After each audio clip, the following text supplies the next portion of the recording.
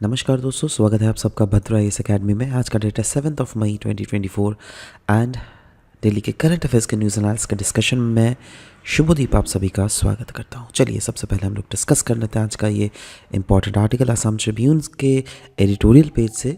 यहाँ पे बात की जा रही है फूड फॉर थॉट। एक बहुत ही इंपॉर्टेंट आर्टिकल है, इसलिए आर्टिकल ये इंपॉर्टेंट बहुत ज़्यादा हमें लग रहा है क्योंकि अगर देख लीजिएगा मॉडर्न हेल्थ केयर सिस्टम में बोला गया है दैट हमारे आसाम के जो ट्रेडिशनल फूड्स हैं ना, एथनिक फूड्स हैं, उनका कैसे एक इम्पॉर्टेंट रोल हो सकता है। इनफैक्ट जो यहाँ पे रेफरेंस लिया गया है वो दो फूड के बारे में लिया गया है। एक तो है पुठी मास जो कि एक small type of small fish है, और दूसरा है एक साग का स्पीशीज जिसको हम लोग बोलते हैं ढेकिया साग। ठीक है, अब इन दोनों के अगर न्यूट्रिशनल वैल्यूज़ देख लीजिएगा, अनडाउटेडली ये असम के कल्चरल क्यूलिनरी का एक पार्ट है और अनडाउटेडली इनसे बहुत ही ज़्यादा हम लोग को हेल्थ बेनिफिट्स भी मिलता है क्योंकि इनमें प्रोटीन्स की मात्रा बहुत ज़्यादा होती है, राइट। एंड न्यूट्रिशनल कंटेंट भी अगर देख लीजिएगा ढेकिया साग में बहुत ज़्यादा है, जैसे इस फिश क्वालिटी में प्रोटीन बहुत ज़्यादा हमें देखने को मिलता है। Nutritional content and health benefits, yes. अगर हम लोग स्मॉल फिश दैट इज पुठी मास के बारे में अगर बात करें तो यस, प्रोटीन कंटेंट बहुत ज़्यादा है, फैट कंटेंट बहुत कम है as compare to different other commercial fishes. वैसे ही अगर हम लोग इस ढेकिया साग के बारे में बात करें तो इसमें भी 33% प्रोटीन है, 13% मिनरल है और 7.8% फाइबर है, जिसमें फैट्स और कार्बोहाइड्रेट्स की संख्या जो है ये बहुत ही कम है और ये बहुत ही एक्सेप्शनली एक न्यूट्रिशियस साग स्पीशीज है। नाउ सवाल होता है दैट हमारे ethnic as well as health foods जो है समय के साथ साथ धीरे धीरे कैसे पॉपुलर हो रहा है, क्योंकि इनके रिलेटेड अवेयरनेस बढ़ रहा है। कोविड-19 was a very good example जिसके समय इसके रिलेटेड इंटरेस्ट जो है बहुत ही ज़्यादा बढ़ा था towards the health and ethnic foods. यही नहीं, अगर हम लोग बात करें दैट ये जो फूड्स है ना, फिश या फिर साग की स्पीशीज़, यहाँ पे nutritional as well as medicinal दोनों के दोनों बेनिफिट्स है। दैट इज़ आप अगर खा रहे हो आपके शरीर में न्यूट्रिएंट्स तो भीतर में घुस ही रहा है, बट साथ ही साथ मेडिसिनल बेनिफिट्स भी मिल रहा है। इसीलिए इस कॉन्सेप्ट को हम लोग बोलते हैं न्यूट्रास्यूटिकल, है ना। न्यूट्रिशन एंड फार्मास्यूटिकल को मिला दिया न्यूट्रास्यूटिकल, मतलब न्यूट्रिशनल एक्टिविटीज़ भी मिल रही है और pharmaceutical kind of medical benefits भी तो है ना इसमें, राइट। इसीलिए बोला जा रहा है these foods have gained importance in the contemporary diets. Government के इनिशिएटिव्स अगर देख लोगे तो यस, बहुत ज़्यादा एफर्ट्स लगाए जा रहे हैं by the government of India जिससे प्रमोट किया जा सके इस टाइप के ट्रेडिशनल हेल्थ फूड्स को।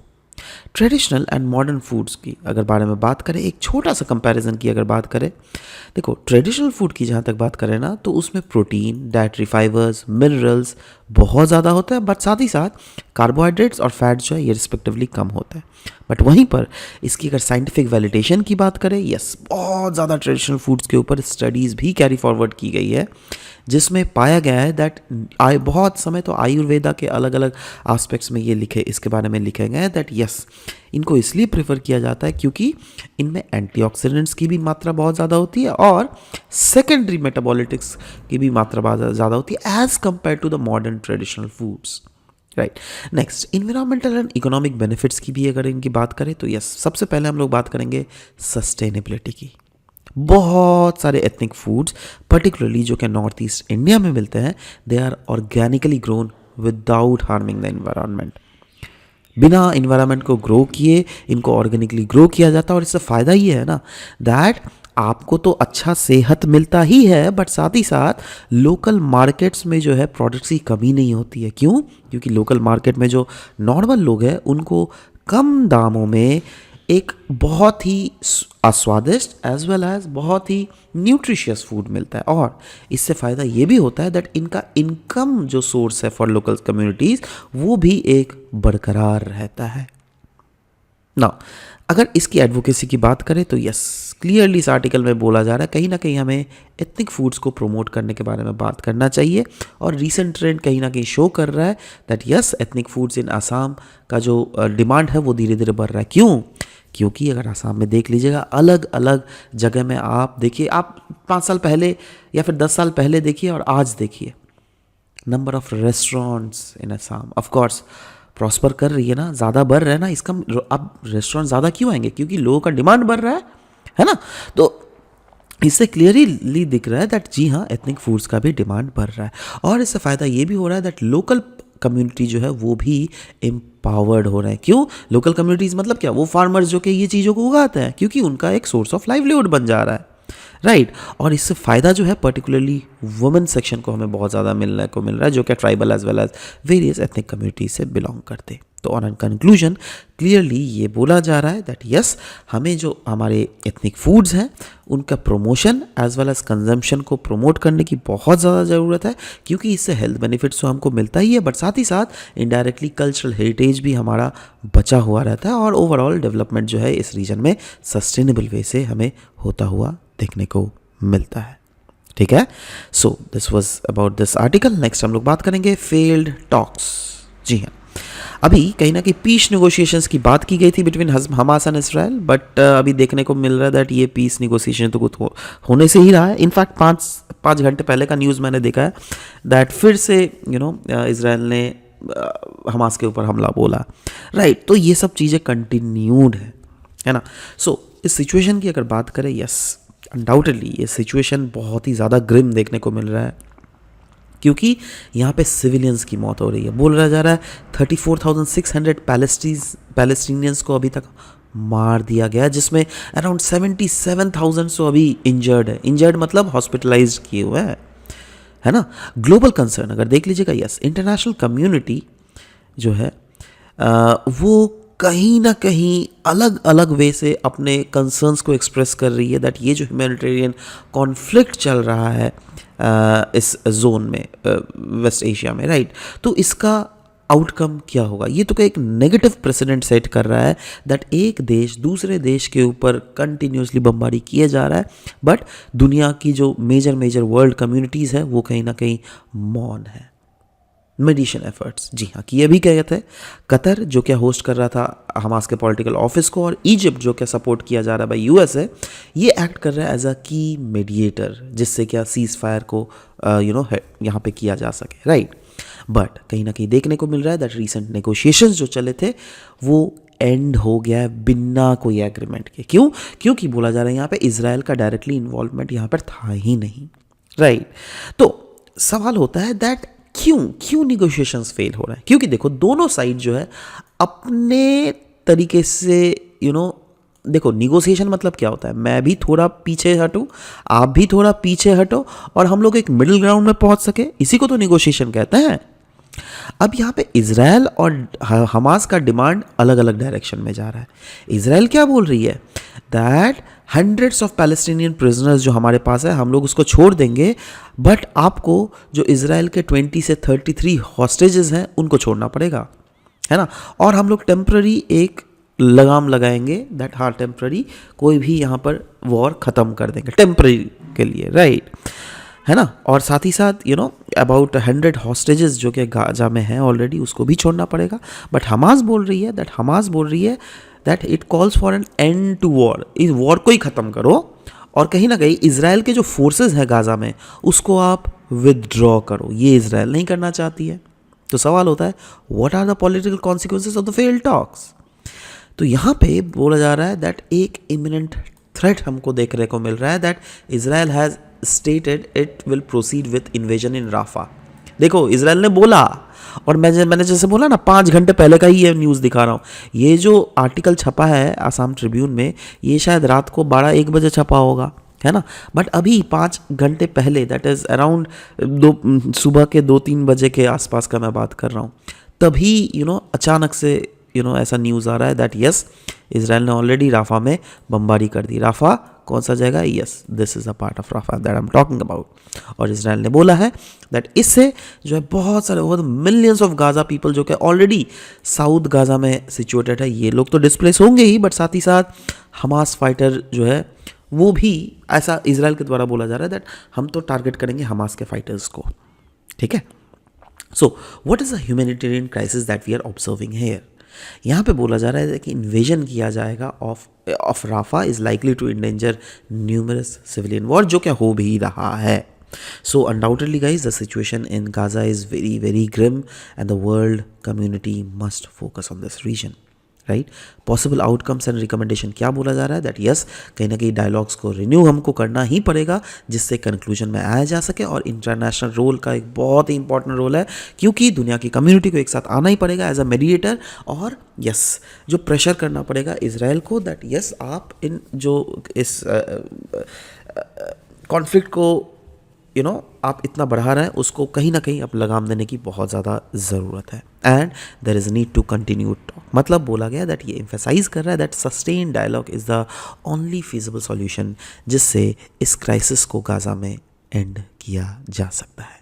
नेक्स्ट हम लोग बात करेंगे टाइम्स ऑफ इंडिया का ये इंपॉर्टेंट आर्टिकल जहाँ पे बात करेंगे इंडिया के फॉरेन पॉलिसी के रिलेटेड क्या क्या चैलेंजेस हमें देखने को मिल रहा है. नाउ इस आर्टिकल में क्लियरली यही बोला गया है दैट देखो भाई, इंडिया का जो ग्लोबल राइज है ना वो कहीं ना कहीं कॉन्ट्रास्ट कर रहा है sharply with the regional decline. मतलब दुनिया में तो इंडिया का राइज हो रहा है बट रीजन मतलब साउथ एशिया में अगर देख लीजिएगा वहाँ पर, या फिर एशिया में देख लीजिएगा वहाँ पर इंडिया का डिक्लाइन हो रहा है. क्यों? क्योंकि एशिया में जो मेजर पावर है वो बनता हुआ दिख रहा है वो है हमारा चाइना. ठीक है, तो अब इंडिया का ग्लोबल राइज कैसे हो रहा है, चलो उसके बारे में कुछ डिस्कस करते हैं. जैसे इकोनॉमिक ग्रोथ में अगर देख लीजिएगा अनडाउटेडली पास्ट 2 डिकेड्स, लास्ट 20 साल में अगर इंडिया का इकोनॉमिक ग्रोथ देख लीजिएगा काफ़ी ज़्यादा रोबस्ट है, जो कि इंडिया को पोजीशन कर रहा है as one of the fastest growing major economies globally. Military capabilities की अगर बात करें, यस इंडिया ने अनडाउटेडली मिलिट्री कैपेबिलिटीज़ को बहुत ही ज़्यादा इन्हांस किया है. इनफैक्ट दुनिया के मेजर पावर्स में सबसे पहले तो आता है मिलिट्री के स्ट्रॉन्ग में आपका जाकर यूएसए, उसके बाद चाइना, उसके बाद सऊदी और इंडिया भी है. ठीक है, तो वर्ल्ड टॉप 5 मिलिट्रीज में इंडिया का है. तो अब खुद सोचिए अनडाउटेडली इस सेक्टर में तो दुनिया के ग्लोबल स्टेज में तो हम लोग आगे हैं ना. जियोपॉलिटिकल सिग्निफिकेंस अगर देख लीजिएगा, यस इंडिया का इंक्लूजन इन की ग्लोबल इंस्टीट्यूशंस जैसे G20 है ना, G7 मीटिंग्स में सब बार हम लोग को इनवाइट किया जाता है. क्वाड का पार्ट है जो कि एक इम्पॉर्टेंट पावरफुल एक ऑर्गेनाइजेशन बोला जा रहा है. ब्रिक्स, शंघाई कोऑपरेशन ऑर्गेनाइजेशन, ये कहीं ना कहीं हमारे जियोपॉलिटिकल सिग्निफिकेंस और स्टैचर को बढ़ाते हुए दिखने को मिल रहा है. यही नहीं, इंडो पैसिफिक फोकस कहीं ना कहीं देखो दुनिया का जो फोकस है ना इंडो पैसिफिक रीजन में है ना. और इसमें अगर इंडो पैसिफिक रीजन में आपको आगे जाना है और इंडिया का अगर दुनिया हेल्प ना ले तो ऐसा हो ही नहीं सकता. इनफैक्ट आपने बहुत समय न्यूज़ भी देखते होंगे, ऑस्ट्रेलिया, कोई भी देश, यूरोपियन कंट्रीज सीधा फोकस कर रही है इंडिया के ऊपर. अगर क्योंकि सब कोई काउंटर करना चाहती है चाइना को, क्योंकि चाइना के साथ इनका पॉलिसीज़ बिल्कुल ही मेल नहीं खाता. बट वहीं पर इंडिया के साथ, क्योंकि इंडिया एक डेमोक्रेसी है, इंडिया एक एक ओपन इकोनॉमी है, राइट. इंडिया का पॉपुलेशन दुनिया का सबसे लार्जेस्ट पॉपुलेशन है, तो दुनिया देख रही है भाई इंडिया के साथ दोस्ती बनाएंगे तो इंडिया का मार्केट भी हमको फ्यूचर में मिल सकता है, राइट. पीयर अकोमोडेशन क्लियरली बोला गया there is notable peer accommodation of India's claims to be a global significant power, है ना. क्योंकि इंडिया आप देखिए ना, ग्लोबल साउथ कंट्रीज जो होती है, जो क्या थर्ड वर्ल्ड कंट्रीज जिसको हम लोग बोलते हैं, या फिर हम लोग जिसको डेवलपिंग कंट्रीज बोलते हैं, उनका कहीं ना कहीं लीडर है इंडिया, है ना. बहुत सारे इंडिया कंट्रीज ऐसे हैं जो क्या क्लियरली इंडोर्स करते हैं इंडिया का claim for a permanent United nation security council का सीट. बट इसमें ग्लोबल स्ट्रैटेजिक स्टेबिलिटी की अगर एंगल में बात करें, यस इंडिया का रोल इन इंडो पैसिफिक काफ़ी ज़्यादा पाइवोटल कंसीडर किया जाता है. क्योंकि इंडो पैसिफिक अगर स्टेबल है तो यस पूरा दुनिया स्टेबल रहेगा. क्योंकि this is Indo Pacific is a region जो क्या बहुत ही ज़्यादा पास से ही शांत देखने को मिला है. यहाँ पे कोई ज़्यादा कॉन्फ्लिक्ट्स नहीं देखने को मिला है. सॉफ्ट पावर, इंडिया का cultural heritage, diverse tradition, young demographic dividend जो है यही तो एक्ट कर रहा है एज अ सॉफ्ट पावर. मतलब इससे एडिशन में अगर देखोगे अनडाउटेडली बॉलीवुड, योगा, क्विजीन, सब कोई दुनिया में कहीं पर भी जाओ बोलोगे हाँ इंडिया का क्विजीन बहुत टेस्टी है. करी is a very famous thing. क्योंकि अब देखो ना यूएसए वो सब जगह में करी नहीं होता है ना, वहाँ पे तो सादा खाना खाते हैं वो लोग, सिर्फ बर्गर पिज़्ज़ा को खाते हैं. बट यहाँ पे डाइवर्स चीज़ें खाया जाता है, राइट. सो वही बोला जा रहा है. बट साथ ही साथ इस आर्टिकल में एक एंगल दिया गया था दैट रीजनली इंडिया का डिक्लाइन कैसे हो रहा है, तो वो भी चलो डिस्कस कर लेते हैं. देखो कहीं ना कहीं साउथ एशिया रीजनल, मतलब साउथ एशिया की अगर बात करें तो यस, वहाँ पर इंडिया का जो इन्फ्लुएंस है ना वो डिक्लाइन हो रहा है as compare to previous decades, क्योंकि मालदीव्स पाकिस्तान तो खैर है ही, बट श्रीलंका के ऊपर भी देख लीजिएगा जो इन्फ्लुएंस था अभी डिक्रीज हो रहा है, right. Relative power shift, that is कहीं ना कहीं चाइना का राइज होता हुआ देखने को मिल रहा है, और इसके कारण इंडिया का पावर इन द रीजन अगर देख लीजिएगा वो थोड़ा कहीं ना कहीं डोमिनेंस घटा है। चेंज इन जियोपॉलिटिक्स, इंडिया कहीं ना कहीं साउथ एशिया में प्राइमेसी को लॉस कर चुका है, right? And it is evidenced by the increasing willingness of South Asian countries to engage with China and other external powers. अगर साउथ एशियन कंट्रीज बोल रही हैं नहीं हम लोग चाइना और डिफरेंट अदर एक्सटर्नल पावर्स के साथ कोऑर्डिनेशन ज़्यादा करना चाहते हैं, इसका मतलब क्या, आप इंडिया को अंडरस्कोर कर रहे हो इनडायरेक्टली, राइट। और जी हाँ, देखो being a civil servant you should know all these stuffs, right, these are very important. American withdrawal, बोला जा रहा है that withdrawal of USA from the region has created a power vacuum, क्योंकि USA ने ओवरऑल, देखो इस reason में पहले यूएसए की प्रेजेंस थी, जैसे आप अफगानिस्तान देख लो, क्लियरली यूएसए प्रेजेंट था, तो ऑफ कोर्स, बट अभी तो यूएसए प्रेजेंट नहीं है ना, तो इसीलिए इस पावर वैक्यूम को फिलअप कौन कर रहा है, चाइना, क्योंकि चाइना अनडाउटेडली अगर इकोनॉमिकली देख लोगे काफ़ी ज़्यादा मसल पावर है ना, वही है। Next is balancing the strategies, बोला गया है साउथ एशियन कंट्रीज जो है वो कहीं ना कहीं इंक्रीजिंगली इंगेज कर रही है जिससे बैलेंस कर सके, बार्गेन कर सके और हेज कर सके the distance strategies that they have with India as well as China, क्योंकि इससे कहीं ना कहीं कुछ नेशंस को ऐसा लग रहा है ना, जैसे नेपाल ही ले लो, वो बोलता है इंडिया एक्ट करता है एज अ बिग ब्रदर, देखो big brother as a brother अगर एक्ट करे दैट इज़ डिफरेंट, बट उनका एलिगेशन है बिग ब्रदर मतलब हाँ, मतलब काफ़ी ज़्यादा डोमिनेंस करता है, इसीलिए नेपाल देखने को मिल रहा है धीरे धीरे चाइना की तरफ उनका शिफ्ट हो रहा है, राइट।